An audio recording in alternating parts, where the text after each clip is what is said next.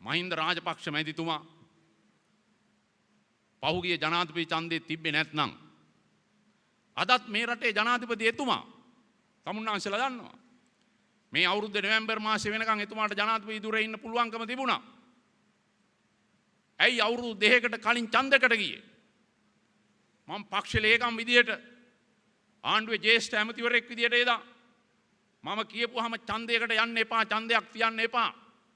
මේ ප්‍රතිසංස්කරණ වලට යන්න. નિયમિત කාලෙට ඡන්දයකට යමු කියලා මම කියපු දේ ඇයි මං එදා කිව්වේ? ඇයි මහින්ද රාජපක්ෂ මහත්මයා ඡන්දයකට ගිය අවුරුදු දෙකක් බලේ ඉන්න පුළුවන්කම තියෙද්දි සමහර අය කියනවා අර ගාල්ලේ කවුද සාත්‍තර කියන මහත්තයෙක් කිව්ව හින්දායි ඡන්දයකට ගියේ කියලා. නැහැ. මහින්ද රාජපක්ෂ මහත්මයා ඡන්දයකට ගියේ බලේ ඉන්න අවුරුදු දෙකක් තිබියදී ප්‍රධාන ප්‍රශ්න දෙකක් නිසා. අංක එක තමයි පහුගිය අවුරුද්දේ මාර්තු මාසයේ මේ රටේ එන්න තිබුණු එක්සත් ජාතීන්ගේ මානව හිමිකම්කමේ කොමිසමේ ජිනීවා යෝජනා වලට මුහුණ දීම. දෙවෙනි කාරණය තමයි ලෝක ආර්ථිකයත් එක්ක අපේ රටේ බරපතල ආර්ථික අර්බුදයක් ඇතිවීම 2015-16 වෙන විට.